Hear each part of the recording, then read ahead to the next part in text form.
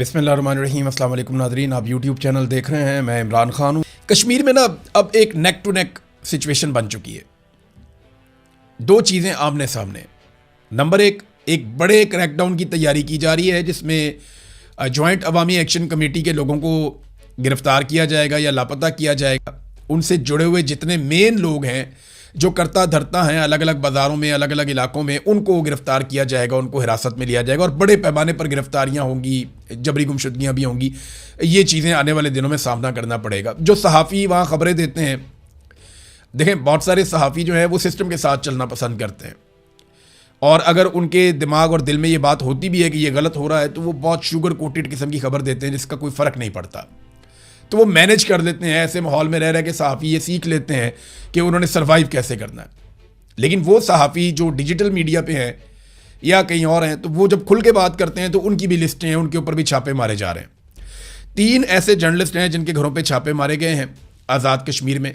सोराब बरकत को पहले ही गिरफ्तार कर लिया गया है। सोराब बरकत के ऊपर इल्ज़ाम क्या है कि जनाब जो कलदम तंजीम करार दी गई है उसके हवाले से ये खबरें दे रहे थे। देखें, यहाँ तो तालिबान के इंटरव्यूज़ चलते रहे पाकिस्तान में जब ज़रूरत होती है, तो दहशतगर्दों के इंटरव्यूज़ पाकिस्तान में चलाए जाते रहे हैं जब ज़रूरत होती है। तो सहाफ़ियों को गाड़ियों में भर के वहाँ छोड़ दिया जाता था, तालिबान आके ले जाते थे, वो इंटरव्यूज़ करते थे, वो इंटरव्यूज़ मीडिया पे चलते थे जब ज़रूरत होती है। तो ये कोई तरीक़ाकार नहीं है कि आप जब दिल करे आपने कह दिया जी आप कलदम है, इसके बाद अगर ये कहीं भी नज़र आ गए या इससे पहले का भी किसी का इंटरव्यू है तो उठा के उस पर पर्चा दे दो, उसको अंदर कर दो। अब 4 दिन का मजीद सोराब बरकत का भी रिमांड हो गया है। तो मैं आपको बता रहा था कि मुकाबला अब 2 चीज़ों के बीच में, एक बड़ा क्रैकडाउन है और उसके मुकाबले में 9 जून की कॉल है। देखना यह है कि 9 जून को लोग निकल कर ये जो क्रैकडाउन का एक अमल शुरू किया जा रहा है इसको नाकाम बनाते हैं या नहीं। क्योंकि अगर 9 जून की कॉल आज़ाद कश्मीर में कश्मीरियों की अगर नाकाम हो जाती है, ये बात आप मेरी जहन में रख लें और पल्ले बांध लें आप पक्की। अगर 9 जून की कॉल, क्योंकि अब वापस पीछे हटने का तो इम्कान है नहीं। हाँ, ये है कि अगर जॉइंट अवामी एक्शन कमेटी एक अनाउंसमेंट कर दे कि हम अभी इसको मौखर कर रहे हैं, दोबारा कर देंगे, तो ये मौखर तो हो जाएगी, दोबारा भी शायद वो एहतजाज कर ले, लेकिन वो एहतजाज फिर वैसा कभी भी नहीं होगा। अवामी ताकत इनके साथ कभी दोबारा खड़ी नहीं होगी और ये इनकी मिथ टूट जाएगी। ये बात तो हकीकत है, इसलिए वो बेचारे पीछे भी नहीं हटते, उन्होंने गोलियां भी खा ली हैं। अब मामला ये है कि अगर अवाम निकल आई और उन्होंने अपनी ताकत का मुजाहरा कर दिया और उन्होंने चीज़ों को अपने कंट्रोल में ले लिया, तो फिर एस्टेब्लिशमेंट को बैकफुट पे जाना पड़ेगा और वो क्रैकडाउन की पॉलिसी से पीछे हटकर मुज़ाकरात पे आ जाएंगे। दूसरी जानिब अगर ये कॉल नाकाम हो जाती है, लोग नहीं निकल पाते और एस्टेब्लिशमेंट कामयाब हो जाती है ताकत के बलबूते पे एहतजाज को नाकाम बनाने में, तो फिर क्रैकडाउन ज़रूर होगा और इतना तगड़ा क्रैकडाउन होगा कि आज़ाद कश्मीर में दरो दीवार हिल जाएंगे। लोगों को पता चल जाएगा कि अपने हक़ के लिए कैसे खड़े होते हैं और उसकी कीमत क्या अदा करनी पड़ती है। वो पाकिस्तान तहरीक इंसाफ भी भुगत रही है, वो वहाँ और जमातें भी भुगतती रही हैं माजी में, तो यहाँ पे जॉइंट अवामी एक्शन कमेटी को भुगतना पड़ेगा। अब जो खबरें चलाई गई सुबह से, हम ये देख रहे थे कि खबरें चलाई गई जनाब हालात नॉर्मलाइज हो गए हैं, राबरा कोर्ट में हालात मामूलात ज़िंदगी बहाल हो गए और मामूल के मुताबिक ज़िंदगी चल रही है। ये ना एक तरीक़ाकार है बहुत पुराना पाकिस्तान में कई दहाइयों से। जैसे ही कोई ऑपरेशन या कोई चीज़ होती है या जैसे ही कोई बड़ा नुकसान होता है तो फौरी तौर पे अगले दिन खबरें चलाई जाती हैं कि मामूलात ज़िंदगी बहाल हो गए। हम ना मसाइल की जड़ की तरफ नहीं जाते, हम ये नहीं देखते कि ये मसला हो क्यों रहा है, हमें फटाफट मट्टी डालने की एक जल्दी होती है कि मट्टी पाओ और निकलो, बस इस मामले से आगे बढ़ो। आगे बढ़ने की सबसे बड़ी वजह यह है कि कोई आदमी भी अपने गिरबान में झांकना नहीं चाहता, अपनी गलती को तस्लीम नहीं करना चाहता, कोई आदमी भी अपनी गलती से सीखना नहीं चाहता, बल्कि जो दिहाड़ी लग रही है वो उसी के अंदर खुश रहना चाहता है। आपको याद है जब रजीम चेंज ऑपरेशन किया गया पाकिस्तान में, तो उस वक्त DGISPR थे इफ्तिखार बाबर, उन्होंने फ़ौरन कहा था कि देखें जैसे ही हुकूमत तब्दील हुई ये अच्छा हो गया, वो अच्छा हो गया, मामूलात ज़िंदगी ठीक हो गए। आज तक मामूलात ज़िंदगी ठीक नहीं हुए।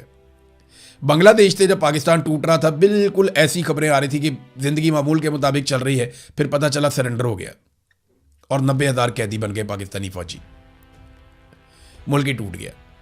बुगटी को जब कत्ल किया गया तो अकबर बुगटी के कत्ल के बाद ऐसी ही खबरें चलवाई गई कि बलूचिस्तान में मामूलात ज़िंदगी बहाल हो गए, चीज़ें बिल्कुल नॉर्मलाइज हो गई, बाज़ार खुल गए। आज तक इतने साल गुजर गए, बलूचिस्तान नॉर्मलाइज नहीं हुआ, 10,000 अफराद वहाँ पे जान से चले गए। तो ये बार बार ये कहा जाता है अभी भी बलूचिस्तान में कुछ हो जाए, हर सानहे के बाद सानहे की वजूहात देखने के बजाय हम मट्टी डालने का काम करते हैं। अभी आईजी की एक वीडियो भी जारी की गई है मामूलात ज़िंदगी दिखाने के लिए कि वो लोगों से हाथ मिला रहा है, मिल रहा है, कॉन्फिडेंस शो कर रहा है। बाज़ारों की कुछ वीडियो जारी करने की थोड़ी बहुत छोटे मोटे क्लिप आए, लेकिन रावलाकोट में लोग अभी भी एहतजाज कर रहे हैं। मुख्तलिफ वाक़यात रिपोर्ट हुए हैं शहर के आसपास इर्द गिर्द, कहीं बीच में लोग निकले थोड़ी तादाद में, उन्होंने एहतजाज किया, छोटी सी रैली निकाली, उसके बाद मुंतशिर हो गए। ये चीज़ें बताती हैं कि लोगों में अभी भी एहतजाज करने की सलाहियत बाकी है और ये काफ़ी उनकी कैपेसिटी है रात को होने वाले क्रैकडाउन के बावजूद। क्रैकडाउन के हवाले से रात को जो खबरें आई थी वो गैर मुसद्दका थी और उनमें ज़्यादा हलाकतें और शहादतें बताई गई थी, लेकिन अब उनकी तादाद तो कम बताई जा रही है, लेकिन ये ज़रूर कहा जा रहा है कि बहुत सारे लोग लापता हैं जिनके बारे में कुछ पता नहीं है। वो गिरफ्तार कर लिया गया या उनके साथ कुछ और हुआ, हम कुछ कह नहीं सकते। जब इस तरह का इंसिडेंट होता है, आप इंटरनेट बंद कर देते हैं, मोबाइल फ़ोन बंद कर देते हैं, लाइटें बंद कर देते हैं, इन्फॉर्मेशन को जब आप छुपाते हैं तो अफवाहें फैलती हैं। तो सरकार की रिस्पॉन्सिबिलिटी होती है कि वो सामने आए और आकर हकीकत बताए। अब ना सरकार सही तरीके से हकीकत बता रही है और ना ही जॉइंट अवामी एक्शन कमेटी ने कोई एलामिया जारी करके नुकसान का बताया। या तो जॉइंट अवामी एक्शन कमेटी नुकसान के बारे में आगाह करे आवाम को और वो ये बेचैनी ख़त्म करे कि रात को क्रैकडाउन में कितने लोग ज़ख्मी हुए। दावा ये किया जा रहा है कि जो गोली चली और शेलिंग हुई उसमें 100 के करीब लोग ज़ख्मी हुए हैं। कुछ सहाफ़ी दावा कर रहे हैं कि 70 से ज़ायद ज़ख्मियों का तो बिल्कुल मुसद्दका डाटा मौजूद है, लेकिन अभी भी कन्फर्मेशन किसी चीज़ की तब तक नहीं होगी जब तक कि जॉइंट अवामी एक्शन कमेटी जो कलअदम है वो कोई तफसीलात फराहम नहीं कर देती। तो अवामी जॉइंट एक्शन कमेटी को एक मशवरा ये भी दिया जा रहा है कि आप अपना एक पॉलिटिकल पार्टी रजिस्टर कर लें, आप अपना मंशूर दे दें और इलेक्शन में चले जाएं। आप इलेक्शन लड़ें, इलेक्शन जीतें अपने मंशूर के मुताबिक और आकर आइन में तब्दीली करके ये 12 नशिस्तें मुहाजिरीन की ख़त्म कर दें। मामला ये है कि ये 12 नशिस्तें, इनके साथ 3 और शामिल हो जाती हैं मखसूस नशिस्तें, तो ये मिलके ही लगभग 30% के आसपास बन जाती हैं। तो 2/3 अक्सरियत तो इन नशिस्तों के बगैर कोई ले नहीं सकता। सवाल ही पैदा नहीं होता कि इन नशिस्तों के बगैर कोई 2/3 अक्सरियत दे, और इस पर तो एस्टेब्लिशमेंट अपने बंदे बैठाती है, लिहाजा आईनी तरमीम तो हो नहीं सकती। हाँ, ये ज़रूर हो सकता है कि बहुत ताकत लगा के किसी तरह कोई अपनी हुकूमत बना ले आज़ाद कश्मीर में मिलिट्री एस्टेब्लिशमेंट की पहुँच से बाहर, और फिर फ्यूचर में किसी तरह से इन सीटों को ख़त्म किया जा सके। ये तो एक पॉलिटिकल सलूशन है। और परवेज़ रशीद साहब ये मशवरा भी दे रहे हैं कि जनाब आप इलेक्शन लड़ दें। एक तरफ उन्हें कलअदम करते हैं, दूसरी तरफ उन्हें कहते हैं इलेक्शन लड़ो। एक तरफ उनके साथ मुज़ाकरात करते हैं, दूसरी तरफ उन्हें कहते हैं इलेक्शन लड़ो। अभी जो फैसल राठौर साहब हैं जो आज़ाद कश्मीर के वज़ीर आज़म हैं, उनका भी एक स्टेटमेंट सोशल मीडिया पे गर्दिश कर रहा है, जिसमें एक इंटरव्यू में उन्होंने कहा जी हम बैठ के बात करना चाहते हैं। हमने कई लोगों से कहा, हमने राब्ते किए, या बरतानिया में उन्होंने कई लोगों से राब्ते किए कि जनाब बैठ के बात करते हैं, हमें ये मसला हल करना चाहिए और बैठ के बातचीत के ज़रिए से इंसानी जानें ज़ाया ना हो, हमें ये मसला हल कर लेना चाहिए। ये फैसल राठौर साहब ने कहा। तो एक तरफ उन्हें कहते हैं कलअदम है, जत्थे हैं, बात नहीं होगी, दूसरी तरफ कहते हैं उनके साथ मुज़ाकरात करने हैं। तो ये एक अभी कन्फ्यूजन की पॉलिसी है और ये कन्फ्यूजन तब तक रहेगी जब तक कि 9 जून का दिन गुजर नहीं जाता। ये 24 घंटे बहुत अहम है। अब तक के लिए इतना ही। अपना ख्याल रखिएगा, अपने इस चैनल का भी। अल्लाह हाफिज़।